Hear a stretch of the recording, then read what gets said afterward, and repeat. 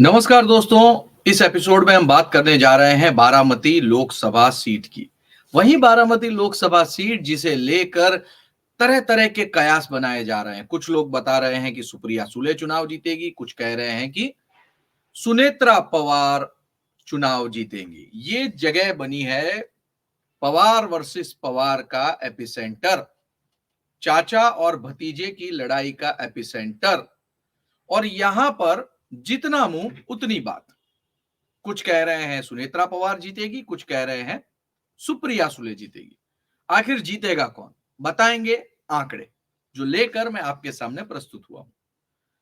बारामती में अब की बार एनसीपी से सुप्रिया सुले और एनसीपी अजीत पवार गुट से सुनेत्रा पवार चुनाव लड़ रही हैं। यहां टोटल वोटिंग 2.32% कम हुई है, यानी कि पिछले चुनाव में 61.82% वोटिंग हुआ था, अब की बार 59.50% मतदान हुआ है।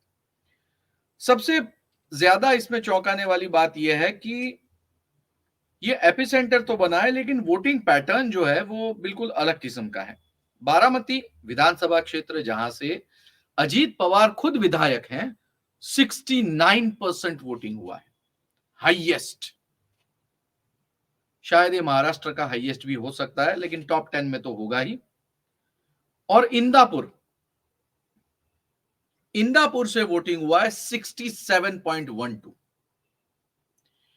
ये दो वोटिंग और इसके साथ खड़कवासला 51% वोटिंग, ये चीजों में बड़ा बदलाव लाने जा रही है।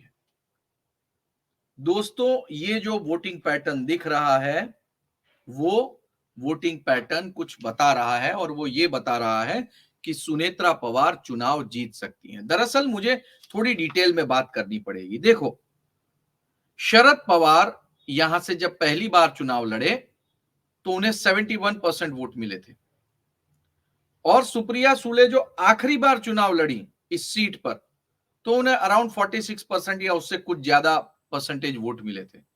यानी 71 से 46 तक का उनका डाउनफॉल लगातार जारी है, और यह तब जारी है जब अजीत पवार और शरद पवार दोनों एक साथ हैं। अब इस वोट बैंक में दो टुकड़े होने वाले हैं।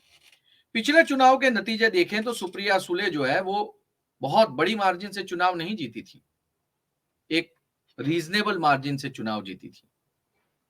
और इनके सामने जो लड़ रहे थे वो है महादेव जानकर, जिन्होंने 4,55,000 वोट लिए थे भाई साहब।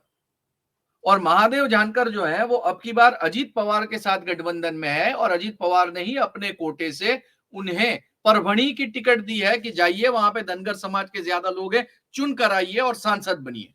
बदली में उनका समर्थन, धनगर समाज के वोटिंग का समर्थन बारामती में चाहिए। मिलेगा? क्यों नहीं मिलेगा? वो समाज जो शरद पवार को अपना नेता नहीं मानता, वो सब एक साथ हो गए हैं। शरद पवार इनके लिए अगर सहानुभूति है तो विद इन एनसीपी के वोटर सहानुभूति है। एनसीपी के वोटर्स से बाहर दूसरे वोटर्स में कोई सहानुभूति नहीं है। तो विद इन एनसीपी के वोटर्स तो दो टुकड़े हुए, और ऊपर से ये धनगर के वोट मिले, ऊपर से बीजेपी के वोट मिले। तो बताइए पलड़ा किसका भारी हुआ?